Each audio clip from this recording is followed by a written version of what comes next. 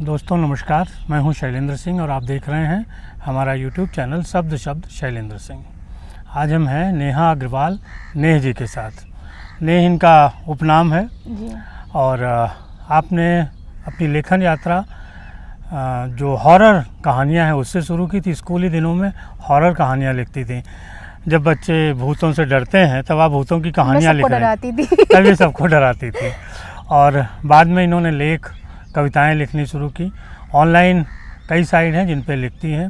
साथ ही साथ आप समाज सेवा के क्षेत्र में भी बेहद सक्रिय हैं। सुनहरा भविष्य फाउंडेशन है आपका और भी कई संस्थाओं के साथ जुड़ी हुई हैं। तो हम इस बातचीत में नेहा जी से इन पहलुओं पर भी जानेंगे कि वो क्या क्या करती हैं। नेहा जी, बहुत बहुत आपका स्वागत है। नमस्कार। सबसे पहले तो भूतों से ही शुरू करिए। कैसे भूतों पे लिखने का आइडिया कहाँ से आया था, वो भी स्कूल के दिनों में? आइडिया तो बस ऐसे था कि हम लोग हर मतलब छुट्टियों में नानी के घर जाना होता था। तो हमारे यहाँ जो नानी का घर है वो मतलब जिस घर में है हम लोग उसके आसपास बहुत सारे पेड़ वेड़ लगे हुए हैं। और आप जानते हैं कि गर्मियों के टाइम में लाइट वाइट तो आती नहीं, सोना सबको छत पर ही होता था। तो मेरे जो मामा जी के बड़े वाले बेटे हैं वो मेरे को हमेशा डराते रहते थे। ये कहानियाँ वो कहानियाँ थोड़ा बहुत कुछ ना कुछ। और मतलब वहाँ पे पेड़ वेड़ भी ऐसे थे कि रात के टाइम ऐसे लगता था कि सच में डरावना सा लगता है, डरावना। तो वहीं से मुझे थोड़ा थोड़ा लगा कि मेरे को लिखना चाहिए। मतलब मेरे को भी वहाँ पे बैठे बैठे बहुत सारी स्टोरीज आने लगती थी। तो मैंने थोड़ी बहुत लिखी, क्या नाम है, हॉरर स्टोरीज। और होता क्या था, जब हम लोग 9th-10th में थे तो जब इंटरवल होता था तो इंटरवल में सब खाना खाते के टाइम पे सबको कहते थे कि आज क्या लिखा है वो सुनाओ। तो मैं तक बैठ के सुनती थी कि आज क्या लिखा है। तो तब वहाँ पे हॉरर स्टोरीज सबने इतना शौक रहता था सबको कि रोज़ सबको रहता था कि रोज़ सुननी है। तो डरते थे बच्चे उसको? डरते थे, एंजॉय भी करते थे। कुछ कहते थे अब हम नहीं सुनना है, हम जा रहे हैं, पर मज़ा आता था। फिर भी सब घूम फिर के वापस आ जाते थे कि नहीं हमें। इनफैक्ट मैं आपको अपने स्कूल की बात बताती हूँ। आपको पता है हर स्कूल में की कुछ ना कुछ कहानी होती है। तो हम लोग GGIC बरेली में थे तो वहाँ पर एक कुआं था। तो उस कुएं के लिए लोग कहा जाता था कि वहाँ पे किसी लड़की ने मतलब सुसाइड कर लिया था खुद के, और उस साइड जाना नहीं है। तो हम लोग को बड़ी क्यूरियोसिटी रहती है, जो चीज़ मना करी गई वो करना है कि हाँ जाना है। बाद में पता लगा नहीं कुछ नहीं है, वो है फव्वारा ही। और उसको बोला जाता है कि कुआं है। और ये क्योंकि पीछे एक्चुअली में था क्या, जंगल एरिया था, वो भी बहुत बड़ा स्कूल था। तो पीछे बहुत मतलब वहाँ पे बहुत सांप आप निकलते थे। इसलिए लोगों को, बच्चों को मना करने के लिए ये कहानी बनाई गई थी कि भाई वहाँ पर वो है और भूत है, जाना नहीं। और हम लोगों ने उसको भी एक्सप्लोर कर डाला कि नहीं कुछ नहीं है और सब बेवकूफ़ बनाया जा रहा है। इसके बाद आपका डॉक्टरी पेशे में जाना था। हाँ, जाना था, सपना कैसे था। नहीं जा पाई, थोड़ा सा बताइए लोगों को। मैंने 10th के बाद वही CPMT के पेपर्स दिए और क्या नाम है, क्लियर भी कर लिए थे। तो KGMC में सीट मिली थी, जो उस टाइम मतलब अभी भी बहुत बड़ी बात है कि मेडिकल उसमें आप जानते हैं यूपी का सबसे अच्छा कॉलेज है। बट कुछ नहीं, पारिवारिक समस्या जिनकी वजह से पढ़ाई तो ये नहीं हुई कि बस अब शादी करनी है। अच्छा। तो शादी करके लखनऊ आ गए। पढ़ने नहीं है, पढ़ाई पे शादी भारी पड़ी। हाँ, मतलब लखनऊ आ गए। शादी मतलब आना था पढ़ने के लिए, पर शादी करके लखनऊ में सेटल हो गए। अच्छा, फिर लेखन की जो यात्रा बीच में छूटी, फिर आगे कैसे बढ़ी? ऑनलाइन लिखना शुरू किया? हाँ, मतलब शादी के बाद तो वही है कि क्या नाम है, घर परिवार बच्चे। और जब मेरा बेटा हुआ तब मेरे भाई ने मेरे को लैपटॉप गिफ्ट करा था। तो तब मैंने सोशल मीडिया पे अपनी ID बनाई और कुछ पुराना लिखा हुआ जब डाला तो लोगों ने बहुत पसंद किया, उन्होंने अप्रिशिएट, मतलब लोग इनबॉक्स में आकर बोलते थे आप कुछ लिखिए, आप क्यों नहीं लिख रहे हैं। तो वो शुरू करते करते आज यहाँ तक। तो किन किन साइटों के लिए लिखती हैं आप? मैंने शुरुआत में तो क्या नाम है, सबसे पहले तो मैंने फेसबुक का एक ग्रुप था फलक करके। मतलब वो आप कह सकते हैं वो मेरा मायका था। अच्छा। और वो नहीं होता तो शायद मैं नहीं करती शुरू। मतलब वहाँ पर था कि वहाँ पे एक रूल था कि आपको अपना ही लिखा हुआ पोस्ट करना है। अच्छा। और वहाँ पे 1-2 राइटर्स थे जिनको बड़े अच्छे लाइक्स मिलते थे। मुझे लगता था यार ऐसा हमें भी होना चाहिए, हमें भी मिलना चाहिए। तो मैंने वहाँ शुरू करा और वहाँ से शुरू करने के बाद फिर प्रतिलिपि मेरी लाइफ में आया, मॉम एस्प्रेसो। और मैंने बहुत सारे न्यूज़पेपर के लिए भी भेजा। तो जहाँ भी भेजा, दैनिक जागरण है, भास्कर है, आपका आहा ज़िंदगी, सब में ही मेरी कहानियाँ और लघु कथाएँ, मतलब बेसिकली कहानियाँ और लघु कथाएँ लिखी और वो सब पब्लिश भी हुई।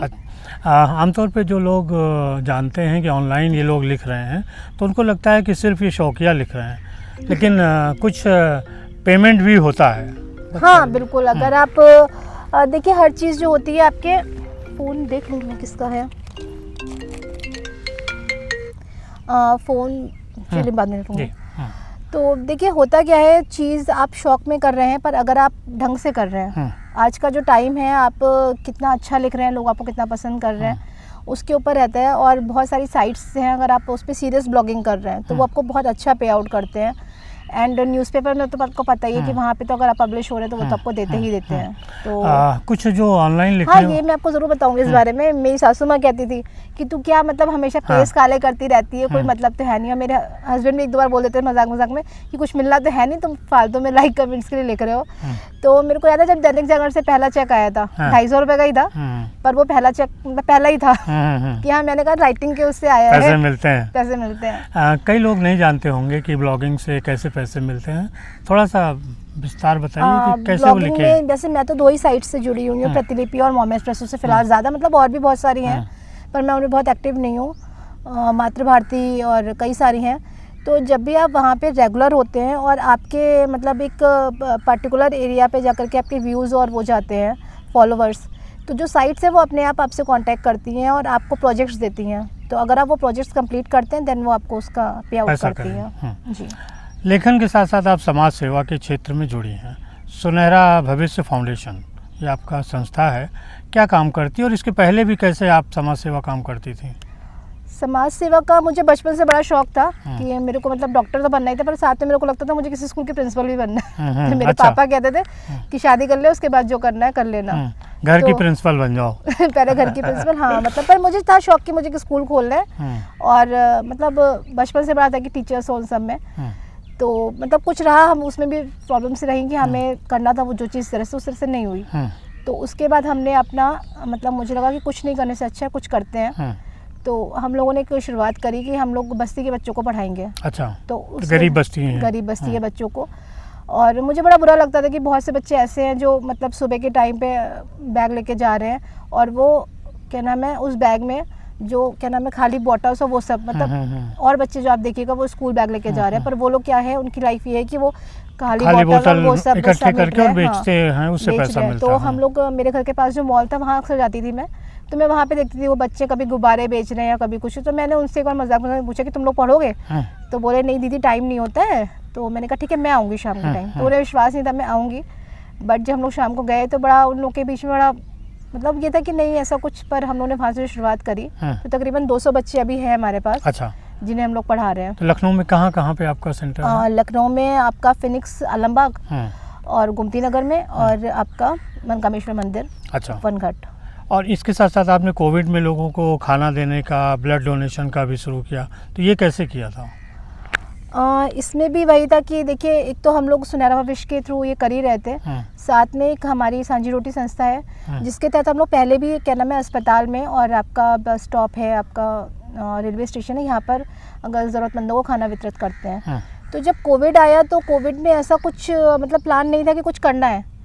तो मेरी एक फ्रेंड है, उनके हस्बैंड बहुत बीमार पड़े थे, तो उनके लिए मेरे को लगा कि हम कुछ भी नहीं कर पाए थे, ना कुछ समझ में आ रहा था। तो देन मैंने फेसबुक पर एक पोस्ट डाली कि भाई हमें ऑक्सीजन चाहिए। तो राइटिंग के उस पर कह लीजिए कि आज के टाइम पे वहाँ पे हमारी बहुत अच्छे फॉलोवर्स और दोस्त हमें मिले हुए हैं जो किसी भी वक्त अगर हम कुछ भी डालते हैं तो बहुत अच्छी हमें वहाँ पर रिस्पॉन्स मिल जाता है। तो उसमें हमें रात में 3 बजे सिलेंडर मिला और तकरीबन 20,000 से ज़्यादा लोग जुड़े हुए हैं वहाँ पर फेसबुक में मेरे से। तो तब लोगों को ये लगने लग गया कि अगर हम अपनी वॉल से कुछ पोस्ट कर रहे हैं तो लोगों को मदद मिल जाएगी। तो वो एक केस की वजह से अदर्स केस आए कि भाई ब्लड चाहिए या ऑक्सीजन चाहिए, बेड चाहिए, राशन के लिए बहुत सारे लोग जुड़े, राशन के लिए बहुत सारे मतलब तकरीबन 2000 से ऊपर फैमिलीज़ को राशन पहुंचाया गया। तो खाना हम लोगों ने घर में बना कर, क्योंकि खाना बाहर लोगों को नहीं मिल रहा था, तो हम लोग घर पे खाना बनाते थे। मास्क का मतलब मेरे को हम लोगों ने, हमारी जितनी हमारी टीम थी तकरीबन 200 लोग हमसे लखनऊ में जुड़े हुए हैं, ज़्यादातर उसमें महिलाएं हैं। तो उन सब ने अपने हाथों से मास्क बनाए और वो हम लोगों ने बहुत लोगों को 20,000 से ऊपर मास्क हम लोगों ने वितरित किए। अच्छा, तो अभी जो और आगे क्या क्या करना चाहती हैं इस संस्था के जरिए? देखिए मेरा एक तो सपना यही है कि मुझे एक स्कूल खोलना है, प्रिंसिपल बनना है। प्रिंसिपल तो अब शायद वो पहले का बचपना कह लीजिए। तो मेरा एक बड़ा मन है कि वो बच्चों के लिए बिल्कुल निःशुल्क हो, पहली चीज़। और वो सब कुछ जैसे हम लोग अपने बच्चों को पढ़ा रहे हैं काफ़ी हाई फाई स्कूलों में, तो वो वैसा ही हाई फाई स्कूल हो। अच्छा, और उसमें जो बच्चे हों वो बिल्कुल उन्हें फ्री ऑफ कॉस्ट पढ़ाया जाए। एक तो मुझे यही करना है। दूसरा, मैं महिलाओं को अपने पैरों पे खड़ा करना चाहती हूँ, तो उसके लिए अभी हमने 2 हमारे काम चल ही रहे, जिसमें हमारे साथ जो कम से कम 50 महिलाएं जुड़ी हुई हैं जो कि कागज़ के लिफाफे बनाती हैं। अच्छा, और उससे हम 2 काम कर रहे हैं। एक तो हम अपने एनवायरनमेंट को बचा रहे हैं, पॉलीथीन के लिए लोगों को जागरूक कर रहे हैं, और दूसरे वो जो महिलाएं हैं उनको क्या नाम है रोज़गार मिल रहा है। मास्क के टाइम में बहुत सारी ऐसी महिलाओं को हमने जोड़ा था जिन्होंने मास्क बना करके और काफ़ी अच्छी अर्निंग भी करी थी, क्योंकि हम उन्हें उसका पे आउट दे रहे थे और उन्होंने हमें काम करके दिया था। साथ ही साथ अभी अचार का हम लोगों ने शुरू करा था। अच्छा। तो उसमें बच्चे क्या नाम है हमसे 10 महिलाएं जुड़ी हुई हैं जो अपना अचार बचा करके और उनको हम लोग एज ए ब्रांडिंग उसके आगे करके हम चाहते हैं कि वो अपने पैरों पे 10 महिलाएं अचार बनाने का काम कर रही हैं। अच्छा। और हम उसे मतलब नेक्स्ट लेवल पे ले जाकर के एक बड़ा ब्रांड बनाने की कोशिश कर रहे हैं। हाँ। अच्छा, सोशल मीडिया का लोग कहते हैं कि प्रयोग बहुत अच्छा नहीं होता है, लेकिन आपने एक अच्छा प्रयोग किया, तो कैसे प्रयोग करना चाहिए, थोड़ा गाइड करिए लोगों को। मुझे लगता है कि आज मैं जो कुछ हूँ ना सोशल मीडिया की वजह से हूँ, क्योंकि मैंने अपनी लाइफ बिल्कुल शादी के बाद सब कुछ मतलब सिर्फ घर था और कुछ नहीं। तो अगर मैंने सोशल मीडिया पे जुड़े, और ये फैक्ट है कि आप कोई भी चीज़ है अच्छी और बुरी सब दोनों ही पहलू होते हैं, तो ये आपके ऊपर है कि आप उसे कैसे यूज़ कर रहे हैं। और आज के टाइम में मुझे लगता है सोशल मीडिया इतना मतलब परफेक्ट वो है कि आप अगर उस पर चाहें तो बहुत कुछ कर सकते हैं। इनफैक्ट अगर मैं अपने बेटे की बात करूं तो वो भी सोशल मीडिया के ज़रिए ही उसे मतलब 2 से 3 प्रोजेक्ट जो भी मिले वो सोशल मीडिया पे ही उसकी मतलब जो भी उस वीडियोस बनाता था उसकी, हाँ। तो मुझे लगता है कि अगर आप मीडिया का यूज़ अच्छे से कर रहे हैं तो आप आगे बहुत कुछ कर सकते हैं। मतलब आप ये मानिए ना, रात में 2 बजे अगर आप पोस्ट डाल रहे हैं कि ब्लड चाहिए, तो मुझे भी नहीं उम्मीद होती थी। जब रिश्तेदार ब्लड नहीं देते तो लोग हाँ, कोविड के टाइम में जब रिश्तेदार नहीं निकल रहे थे, तो मेरे को याद है एक वरुण का केस था शायद, तो उनकी वाइफ एडमिट थी और उसके लिए ब्लड चाहिए था और रात के 2 बजे बहुत क्रिटिकल केस था। डॉक्टर ने कहा सुबह तक शायद हाथ में कुछ रहेगा नहीं। तो हम लोग को भी समझ में नहीं आती कि कैसे क्या करना है। तो देन मैंने पोस्ट डाली और हमारे साथ के एक जुड़े हुए हैं, तो वो रात में 3 बजे निकल करके और जाके उन्होंने ब्लड दिया था उस बच्चे को। जब वो बच्चा सुबह हुआ तो आप मानिए कि इतना मतलब हम लोगों ने उस मीडिया पे इतना मतलब अच्छे से उसे सेलिब्रेट किया था कि हाँ वो बच्चा हम सबके उससे मतलब धरती पर आया। अच्छा, महिला होने के नाते और पुरुषों को भी कई बार सोशल मीडिया पे ट्रैक किया जाता है, कोई ऐसी स्थिति का मुकाबला आपने किया हो? कंट्रोवर्सी कोई क्रिएट हो गई? वो कंट्रोवर्सी तो नहीं, पर हाँ ये रहता है कि लोग बहुत आलतू फालतू मैसेज करते रहते हैं। आप सोशल मीडिया पे नंबर्स, तो इनसे कैसे निपटती हैं? हाँ, नंबर्स मैं आपको बताऊं, जब मेरे को याद है शायद जागरण ने ही पहली बार नंबर मेरा छाप दिया था अखबार में। और अखबार में नंबर छापने से क्या हुआ था कि कुछ तो अप्रिशिएट वाले लोग आए थे जिन्होंने, एक आध लोग तो ऐसे जिन्होंने मुझे खत लिख करके बधाई दी थी।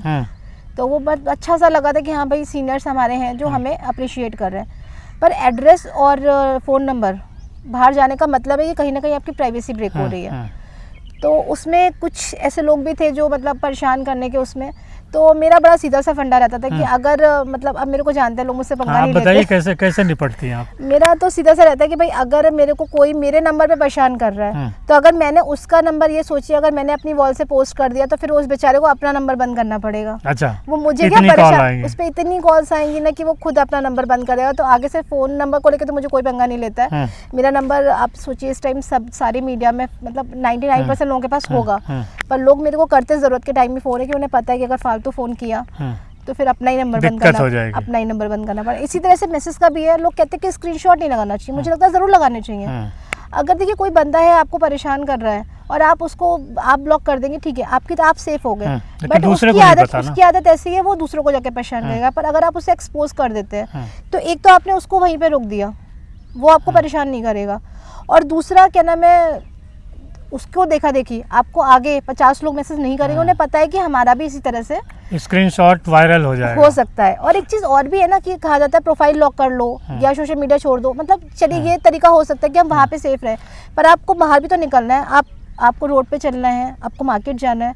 तो ये तरीका नहीं है कि हमने क्या नाम है अपने आप को कैद किया। आप चीज़ें जो खराब है उन्हें सुधारिए ना। नहीं, हमारे गाँव में कहावत भी थी ना कि खटमल के डर से जो है चारपाई नहीं छोड़ी जाती, तो खटमल का इलाज करिए। हाँ, नहीं एक कावत आपने और भी सुनी होगी ना कि अगर रास्ते में बहुत सारे पत्थर है तो सब जगह क्या नाम है आप कारपेट नहीं बिछा सकते, जूते पहन लीजिए। मुझे लगता है पत्थर साफ भी तो किया जा सकता है। अगर आप पत्थर साफ कर देंगे तो आपकी जो पीछे जो पीढ़ी आ रही है उसके लिए रास्ता क्लियर हो जाएगा।